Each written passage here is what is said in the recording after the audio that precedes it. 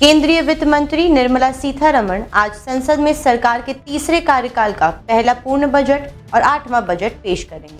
उन्होंने बजट पेश करते हुए बताया कि किसान क्रेडिट कार्ड की लिमिट को बढ़ाकर 5 लाख तक कर दिया गया है, जो कि इससे पहले अधिकतम किसान क्रेडिट कार्ड की लिमिट 3 लाख।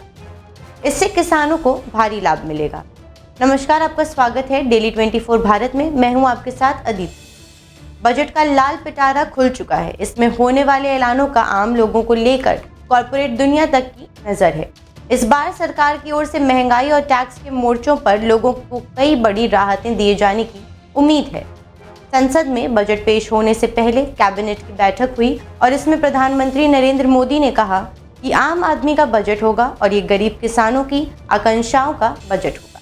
वित्त मंत्री ने बजट भाषण की शुरुआत करते हुए कहा कि ये बजट विशेष तौर पर गरीब, युवा, अन्नदाता किसान और महिलाओं पर फोकस्ड है। बजट की शुरुआत के साथ ही उन्होंने बड़ा ऐलान करते हुए किसान कार्ड की लिमिट को 5 लाख रुपए तक बढ़ा दिया। कहा कि लोन तक पहुंचने में सुधार करने के लिए क्रेडिट गारंटी कवर को बढ़ाया जाएगा। Kisan credit cards facilitate short-term loans for 7.7 crore farmers, fishermen and dairy farmers.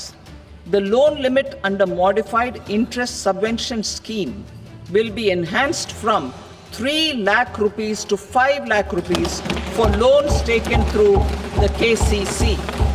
सूक्ष्म और लघु उद्यमों के लिए 5 करोड़ रुपए से 10 करोड़ रुपए तक, जिससे अगले 5 वर्षों में 1.5 लाख करोड़ रुपए का अतिरिक्त लोन मिलेगा। स्टार्टअप के लिए 10 करोड़ रुपए से 20 करोड़ रुपए तक।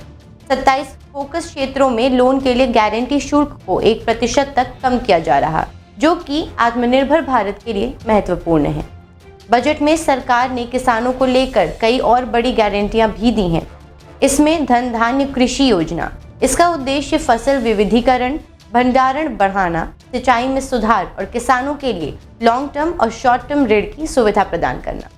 पहले चरण में 100 विकासशील कृषि जिलों को इसमें शामिल किया जाएगा। फिर खाद्य तेलों में आत्मनिर्भरता के लिए राष्ट्रीय तेल मिशन संचालित किया जा रहा। 10 साल पहले किए गए प्रयासों के दलहन उत्पादन यानी कि पल्स प्रोडक्शन में आत्मनिर्भरता हासिल हुई, जिससे किसानों की आय और आर्थिक क्षमता में सुधार हुआ। वित्त मंत्री ने कहा कि खाद्य तेल और बीज के लिए राष्ट्रीय मिशन का लक्ष्य इस क्षेत्र में आत्मनिर्भरता लाना है। इसके तहत दालों में आत्मनिर्भर बनने के लिए 6 साल का मिशन शुरू करेंगे। केंद्रीय एजेंसियां अगले 4 वर्षों में तुअर, उड़द, मसूर की खरीदी करेंगे। बाकी मूल्य संवर्धन यानी कि वैल्यू एडिशन में सुधार के लिए बिहार में मखाना बोर्ड बनाया जाएगा। इससे छोटे किसानों और व्यापारियों को फायदा मिलेगा। आपको बता दें कि मछली पालन के क्षेत्र में भारत दुनिया का दूसरा सबसे बड़ा उत्पादक है, जिसका बाजार मूल्य 60,000 करोड़ रुपए से अधिक। सरकार अंडमान, निकोबार और गहरे समुद्र में मछली पकड़ने को प्रोत्साहित करेगी। इसके अलावा कपास उत्पादकता मिशन के तहत कपास उत्पादन में उल्लेखनीय वृद्धि की जाएगी और लंबे रेशे वाली किस्मों को बढ़ावा दिया जाएगा, जिससे किसानों की आय में बढ़ोतरी होगी। इसके अलावा राष्ट्रीय उच्च पैदावार बीज मिशन शुरू किया जाएगा, जिसके अंतर्गत अनुसंधान और उच्च उत्पादकता वाले बीजों की 100 से अधिक किस्में उपलब्ध कराई जाएंगी।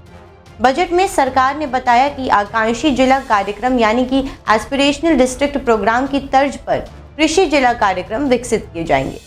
फसल विविधीकरण, सिंचाई सुविधाएं, लोन की उपलब्धता से 1.7 करोड़ किसानों को मदद मिलेगी। ये योजना फसल विविधीकरण को अपनाएगी, फसल कटाई के बाद भंडारण को बढ़ाएगी। सरकार की पूरी कोशिश है कि वो इस बजट के जरिए आम आदमी को राहत दे। फिलहाल के लिए इतना ही। आगे की जानकारी के लिए देखते रहें डेली 24 भारत।